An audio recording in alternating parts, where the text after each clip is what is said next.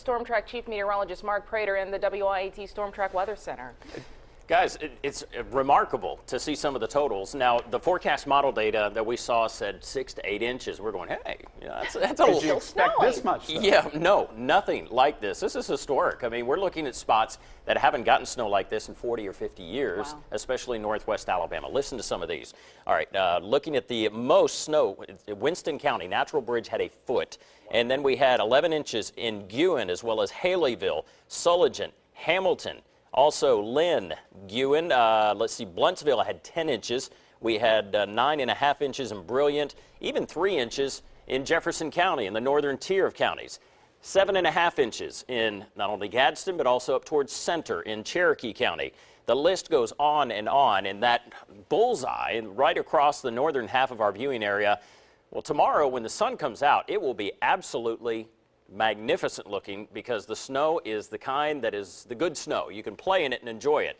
But as far as on the roads, you've got to keep in mind this is going to be very treacherous early on because temperatures will be below freezing in a lot of spots. But you can still get out and enjoy it maybe with your kids or the neighbor's kids. Here's a live view, or actually I should say our culprit for all of this. We're looking at a low pressure which is now moving across the Florida Panhandle and across southeast Alabama. And that's what's just been really, funneling a ton of moisture into Alabama. If you want snow to happen in Alabama, you have to have a low pressure in the northern Gulf.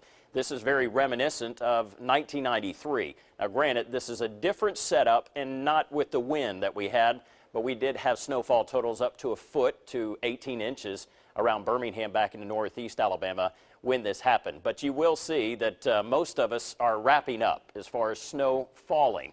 There are still a few flurries back into West Alabama, but this has been the core of the very heavy snowfall, and it's always on the northwest edge of a low like this where we do have snow falling.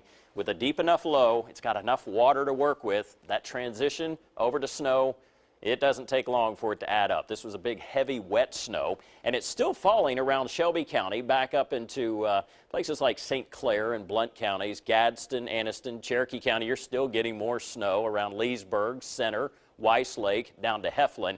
And I did see from the Talladega EMA office that they said around Lincoln that the roads have become almost impassable in a number of spots, so they're recommending nobody get on the roads unless it's an emergency.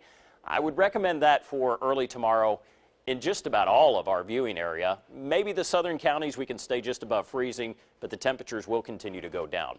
And a live view of our storm track radar around Birmingham, just not a whole lot reaching the surface now, and most of it has shifted over into north and east Alabama.